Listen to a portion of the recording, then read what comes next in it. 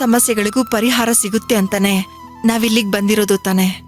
ನೀವೇನು ಯೋಚನೆ ಮಾಡಬೇಡಿ, ಶಾಸ್ತ್ರಿಗಳು ಎಲ್ಲ ಸಮಸ್ಯೆಗೂ ಪರಿಹಾರ ಕೊಡ್ತಾರೆ. ಆಮೇಲೆ ನಮ್ ಪಲ್ಲವಿ ಮತ್ತೆ ವಿಕ್ರಾಂತ್ ಜೀವನಕ್ಕೆ ನೆಲೆ ಸಿಗತ್ತೆ. ಆ ಶಾಸ್ತ್ರಿಗಳು ನಾನ್ ಕೇಳೋ ಎಲ್ಲಾ ಪ್ರಶ್ನೆಗಳಿಗೂ ಉತ್ತರ ಕೊಟ್ಬಿಟ್ರೆ ನಂಗಷ್ಟೇ ಸಾಕು ನೋಡಿ. ಅಮ್ಮ, ಯಾವ ಶಾಸ್ತ್ರಿಗಳು ಏನ್ ಕೇಳಕ್ ಹೋಗ್ತಾ ಇದ್ದೀರಾ? ನನಗೆ ಒಂದು ಅರ್ಥ ಆಗ್ತಿಲ್ಲ. ನಿಜ ಹೇಳಿ, ಎಲ್ಲಿಗೆ ಹೋಗ್ತಾ ಇದ್ದೀರಾ?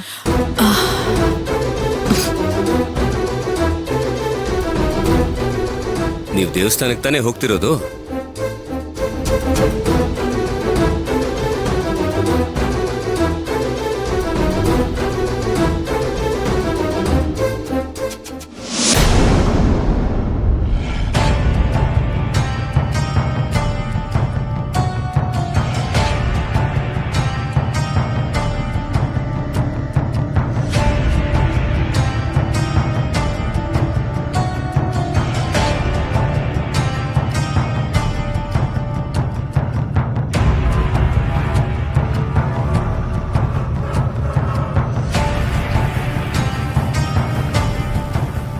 ಎಲ್ಲ ಅವ ವಿಕ್ರಾಂತ್ ಇನ್ನೂ ಬಂದಿಲ್ಲಲ್ಲೋ? ಬರ್ತಾನೆ, ಬಿಡೋಣ, ಕಾಯೋಣ. ಇಷ್ಟೊತ್ತಿಗ ಅವ ಬರ್ಬೇಕಿತ್ತಲ್ಲ. ಅವನ್ಗ ಒಂದ್ ಗತಿ ಕಾಣ್ಸಕಬೇಕು. ನೀಟಾಗಿ ಫೀಲ್ಡಿಂಗ್ ಮಾಡಿ ಮುಗಿಸಿದಾಗಿದೆ. ಇನ್ನೇನಿದ್ರು ಬ್ಯಾಟಿಂಗ್ ಮಾಡೋದು ಒಂದೇ ಬಾಕಿ ಐತೆ. ಅದನ್ನು ನೀಟಾಗಿ ಮಾಡಿ ಮುಗ್ಸೋಣ. ಜಗ್ಗ ನನ್ಗ ಇದೇ ರೋಡ್ನಾಗ ಬರ್ತಾನಂತ ಹೇಳಿದಾನ. ಪಕ್ಕ ಬರ್ತಾನೆ, ಬಿಡೋಣ. ನೀನೇನ್ ತಲೆ ಕೆಸ್ಕೊಬೇಡ.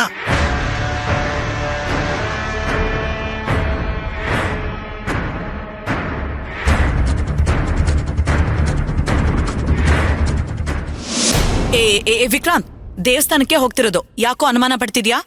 ದೇವಸ್ಥಾನ ಅಂತೀರಾ?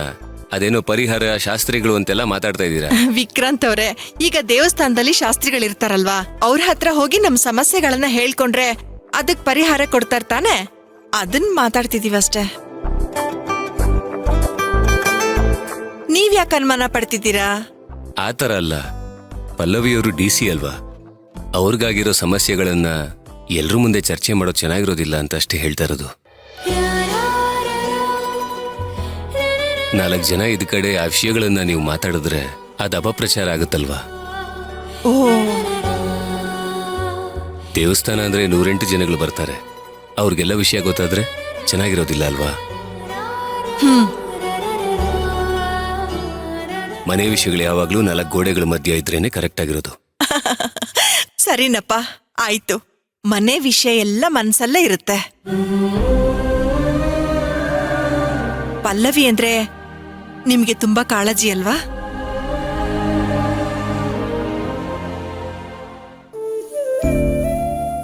ಅಮ್ಮ, ಅನುನ ನಾನು ಮತ್ತೆ ಪಲ್ಲವಿಯರು ಹುಡುಕಕ್ ಹೋಗಿದ್ದಾಗ ಪಲ್ಲವಿಯರು ಅನುಭವಿಸಿರೋ ನೋವನ್ನ ನಾನು ಕಣ್ಣಾರೆ ನೋಡಿದ್ದೀನಿ.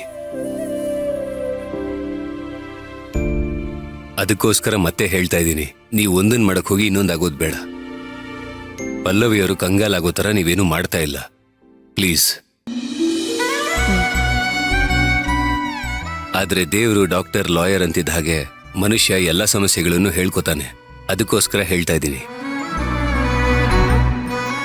ಆ ಜಾಗದಲ್ಲಿರೋದು ಯಾರೇ ಆಗಿರ್ಲಿ, ಇದನ್ನೇ ಮುಂದೆ ಇಟ್ಕೊಂಡು ಸಮಸ್ಯೆಗಳನ್ನ ಕ್ರಿಯೇಟ್ ಮಾಡ್ಬೋದು. ಮುಂದೆ ತೊಂದರೆ ಆಗ್ಬೋದು ಪಲ್ಲವಿಯವ್ರಿಗೆ. ಈ ರಾಯದುರ್ಗದಲ್ಲಿ ಬರೀ ಅಂತ ಜನಗಳೇ ಇದ್ದಾರೆ. ಅಷ್ಟು ಚಿಕ್ಕ ಹುಡುಗಿಯನ್ನು ಅವಳ ಮನ್ಸನ್ನೇ ಕೆಡಿಸಿ ಮನೆ ಬಿಡೋ ಹಾಗೆ ಮಾಡಿದ್ರು.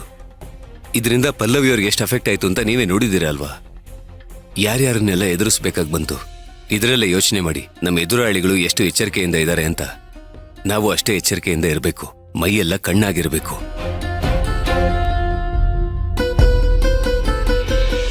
ನಾನು ಮತ್ತೆ ಪಲ್ಲವಿಯವರು ಅನುನ ಹುಡುಕಕ್ ಹೋದಾಗ ಯಾರೋ ರೌಡಿಗಳು ನಮ್ಮಿಬ್ರನ್ನ ಕಟ್ಟಾಕಿದ್ರು.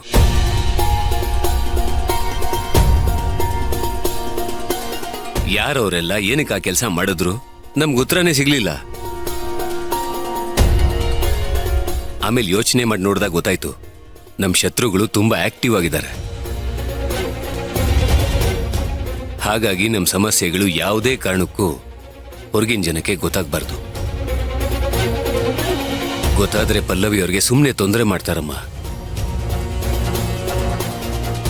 ಪಲ್ಲವಿಯವ್ರಿಗಿಂತ ಜಾಸ್ತಿ ಪಲ್ಲವಿಯವ್ರ ಮನೆಯವರಾಗಿರೋ ನೀವು ತುಂಬಾ ಎಚ್ಚರಿಕೆಯಿಂದಿರಬೇಕು. ಆಯ್ತು ವಿಕ್ರಾಂತ್, ನೀವ್ ಹೇಳ್ದ ಹಾಗೆ ನಾವು ತುಂಬಾ ಜಾಗ್ರತೆಯಿಂದ ಇರ್ತೀವಿ. ಸರಿ, ಹೋಗ್ ಬನ್ನಿ. ಅಮ್ಮ ಒಂದ್ ಅರ್ಧ ಗಂಟೆ ಕೆಲಸ ಇದೆ, ನಾನು ಮುಗಿಸ್ಕೊಂಡು ಸಿಗ್ತೀನಿ. ಸರಿ ಕಣೋ ವಿಕ್ರಾಂತ್, ನಾವ್ ದೇವಸ್ಥಾನಕ್ಕೆ ಹೋಗ್ತೀವಿ. ಇಲ್ಲೇ ಒಂದ್ 10 ಹೆಜ್ಜೆ ಮುಂದೆ ಹೋದ್ರೆ ಆಟೋ ಸಿಗುತ್ತೆ. ನೀನ್ ಹೊರಡು. ಸರಿ ಅಮ್ಮ, ಹುಷಾರು, ನಾನಿನ್ ಬರ್ತೀನಿ. ಆಯ್ತು.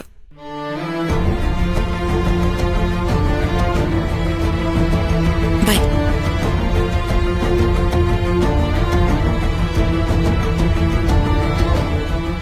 ನಿಮ್ ಮಗ ಅಂತೂ ತುಂಬಾ ಸೂಕ್ಷ್ಮ ಇದ್ದಾರೆ. ನಮ್ ಪಲ್ಲವಿಗೆ ಇವರೇ ಸರಿಯಾದ ಜೋಡಿ. ಬನ್ನಿ.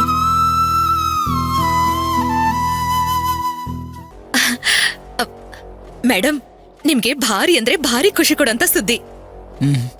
ಏನಾ ಬಹಳ ಸಂತೋಷದಲ್ಲಿದಿ? ಏನ್ ಸುದ್ದಿ? ಒಂದ್ ನಿಮಿಷ ಮೇಡಮ್. ಮೇಡಮ್ ತಗೊಳ್ಳಿ ಇದನ್ನ. ಇದರಿಂದ ನಿಮ್ಮ ದೊಡ್ಡ ಗುರಿ ಈಡೇರುತ್ತೆ.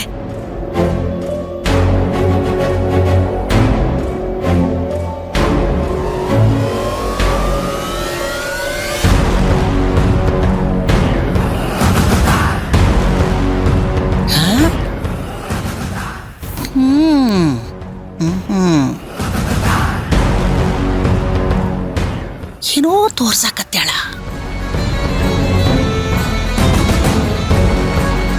ದೊಡ್ಡ ಮಸಲತ್ತ ನಡೆದೈತಿ. ಏನ ಇದು? ಏನಾಯ್ತು ಅಸಹ್ಯ? ದೂರ ಇಡ. ಅಯ್ಯೋ ಮೇಡಮ್, ಇದು ಅನು ಮತ್ತೆ ಪಲ್ಲವಿಗೆ ಸಂಬಂಧಪಟ್ಟಿದ್ದು. ಅನು ಪಲ್ಲವಿಗೆ ಸಂಬಂಧಪಟ್ಟಿದ? ಏನ್ ಹೇಳ್ತಿದ್ದಿ? ಮೇಡಮ್, ಇದು ಅವರಿಬ್ರದು ತಲೆ ಕೂದ್ಲು. ಆ?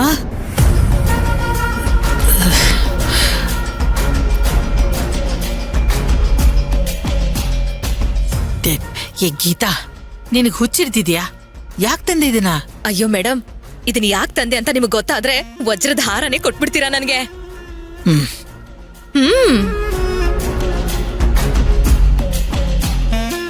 ಅಯ್ಯೋ ಮಾರಾಯ್ತಿ, ಅದೇನ್ ಹೇಳ್ತಿದ್ಯಾ? ನನ್ಗೊಂದು ಅರ್ಥ ಆಗ್ತಾ ಇಲ್ಲ. ಮೇಡಮ್, ಅದೇ ಅನು ಮತ್ತೆ ಪಲ್ಲವಿ ಬ್ಲಡ್ ನ ನಾವು DNA ಟೆಸ್ಟ್ಗೆ ಅಂತ ಕಳ್ಸ್ಕೊಟ್ಟಿದ್ವಲ್ಲ, ಅದೇ ರೀತಿ ಇದು ಅಷ್ಟೇ. ನಾವ್ ಈ ಕೂದಲ್ನ ಕೊಟ್ರೆ DNA ಟೆಸ್ಟ್ ಮಾಡಿ ರಿಪೋರ್ಟ್ ಕೊಡ್ತಾರೆ. ಏನೇನ್ ನಡೆಸ್ಯಾರವಾ? ಆ DNA ರಿಪೋರ್ಟ್ ಅಲ್ಲಿ ಅನು ಪಲ್ಲವಿ ಮಗಳು ಹೌದು ಅಲ್ವಾ ಅಂತ ಗೊತ್ತಾಗ್ಬಿಡುತ್ತೆ.